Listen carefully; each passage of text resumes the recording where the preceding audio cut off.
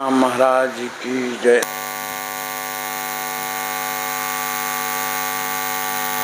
ब्रह्म चैतन्य जी महाराज के द्वारा श्री राम नाम की महिमा श्रवण कर रहे हैं। आज के प्रसंग में है कि हम अपने को ही सुधारने का प्रयत्न करें। अपने को वस्तुतः कुछ ना करना, हम कुछ करते हैं या हमें कुछ करना है, ऐसा न लगना ही परमार्थ है। देह और मन को निरंतर चुलबुल करने की आदत हो गई है। देह को शांति से बैठने के लिए कहना कठिन है, किंतु उससे भी अधिक कठिन है मन को स्थिर रखना। और देह से कोई कर्म करते हुए मन को शांत और स्थिर रखना सबसे अधिक मुश्किल है। वस्तुतः मन को स्वास्थ्य चाहिए, किंतु स्वास्थ्य प्राप्त करने के लिए साधन चाहिए, अर्थात प्रयत्न करना आवश्यक होता है। मन अस्वस्थ 3 कारणों से होता है। एक, अपनी इच्छा के विरुद्ध कोई बात घटना, पूर्व जन्म में कर्म जो भले बुरे होते हैं उसका स्मरण, और 3, कल की चिंता करना। अब यदि हर कोई चाहेगा तो सब कुछ अपनी इच्छा के अनुकूल हो, तो वह सब तुम्हारी इच्छा के अनुसार कैसे होगा? तुम्हारी इच्छा के विरुद्ध कुछ बातें होंगी ही। अतः स्वास्थ्य न बिगड़े इसलिए अपनी इच्छा को ही मिटाएं। फलानी बात मुझे मिले यह बुद्धि ही न रखें। लालच छोड़ दें, लोगों से अपेक्षा छोड़ दें। जो कुछ होता है वह प्रभु राम की इच्छा से हुआ, ऐसा कहें।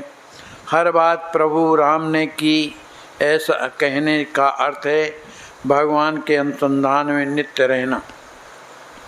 अहंकार सचमुच कितना गहरा पहुंचा होता है, जरा सोचो। सामने दिखाई देने वाली बातों की तरफ से साफ आंखें मूंद कर हम अपने दोषों का खप्पर बिना दिक्कत किसी दूसरे पर फोड़ने के लिए तैयार होते हैं। ऐसा हम कहते हैं कि फलाने की संगत से हमारा लड़का बिगड़ गया। वास्तव में हम ऐसा क्यों कहते हैं? इसलिए कि हमारा लड़का ही खराब है।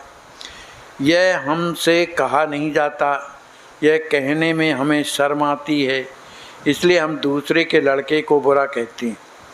जब हमारा खुद का लड़का हमारे देखते देखते संगति से इतना बिगड़ जाता है, तो हम गहराई से सोचें कि संगत का असर कितना ज़बरदस्त होता है।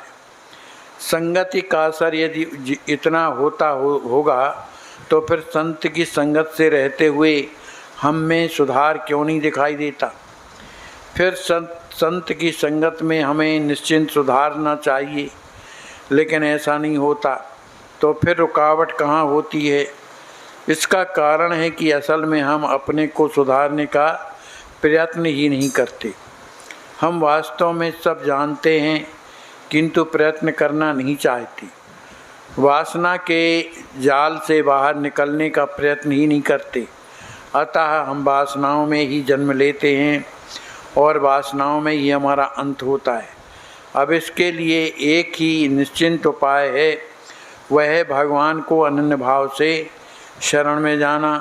प्रभु राम, तुम्हारे बिना मेरी वासनाएं से जाल से मुक्त नहीं होगा। तुम देखोगे भगवान निश्चिंत वासनाओं में ही हमारा अंत होता है। अब इसके लिए एक ही निश्चित उपाय है, वह है भगवान को अनन्य भाव से शरण में जाना। प्रभु राम, तुम्हारे बिना मेरी वासनाओं के जाल से मुक्त नहीं। तुम रखोगे उसी में मैं प्रसन्नता से रहूँगा। तुम में मेरा प्रेम हो, ऐसी लगन तड़फन से हम प्रभु से कहें और निरंतर उसी का नाम हृदय में रखें, तब वह उदार प्रभु तुम पर अवश्य कृपा करेंगे, ऐसा विश्वास रखो। विषय और कीर्ति की आसक्ति छोड़ दो। हम श्री राम के हो जाएं तो हमारी चिंता उन्हें हो जाती है।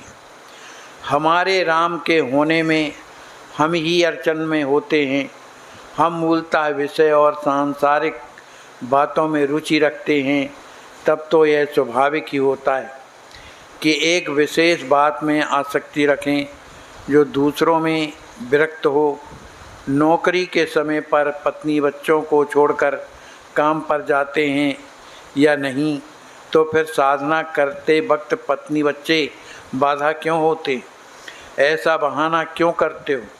आज तक अनेक संतों ने कहा कि स्त्रियां और पैसा, ये दो बातें हमारे मोक्ष के रास्ते में बाधा होती हैं।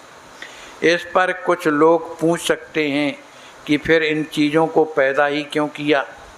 इसका जवाब यह है कि दिया सलाई से चूल्हा भी जलाया जा सकता है और घर भी जलाया जा सकता है। वस्तु का हम जैसा उपयोग करें वैसा होता है। वास्तव में हमारे मन में भगवान के लिए सच्ची लगन नहीं है। एक सज्जन ने मुझसे कहा, मुझे लगता है कि मैं यह गृहस्थी छोड़ दूं। मैंने उससे कहा, केवल गृहस्थी का त्याग करने पर आपको वैराग कैसे प्राप्त होगा? वैराग भावना के लिए सदा विवेक की ज़रूरत होती। आप अपना अहंकार छोड़ दें तो भी बहुत कुछ सफलता होगी। अच्छे कर्मों के कारण बाधा निर्माण नहीं होती, ऐसा थोड़ी है। अपने बुरे कर्म किसी से कहने में हमें शर्म लगती है, लेकिन सत्कर्म हम अभिमान पूर्वक जो मिलता है उससे कहते हैं। हम कहते हैं कि पिछले जन्म में पाप किया था, अतः इस जन्म में दुख भोग रहे हैं, इसलिए अब अच्छे कर्म कर रहे हैं जिसके आगे के जन्म में सुख मिले।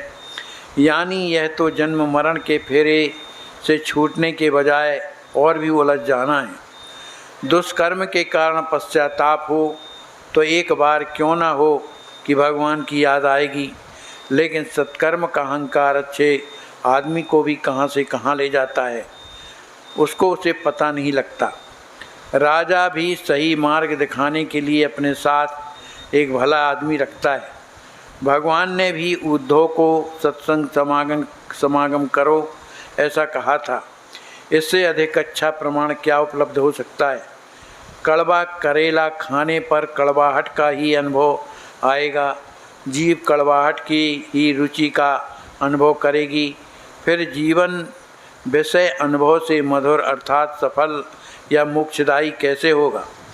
प्रेम का अनुभव होगा तब मैं भगवान की भक्ति करूँगा, ऐसा मत कहो। विषय उपभोग के लिए हम पसीना बहाते हैं और इतनी कड़ी मेहनत के बावजूद भी अपेक्षित सुख की प्राप्ति नहीं होती, तो फिर भगवान का नाम स्मरण करते हुए प्रेम का अनुभव नहीं होता, यह कहना क्या निरा पागलपना नहीं है? विवाह के पहले लड़की को 10-5 युवकों को दिखाया जाता है, फिर भी विवाह के पश्चात जिस प्रकार उसमें से उसके लिए एक ही युवक पति होता है, औरों को भूल जाती है, वैसे ही हम एक बार श्री राम जी के हो जाएं, उनके साथ हमारा विवाह हो जाए, औरों के लिए भूल जाएं। अर्थात विषयों के लिए मन में प्रेम क्यों करते हो? भगवान से ही प्रेम करो। बोलिए श्री सीताराम जी महाराज की।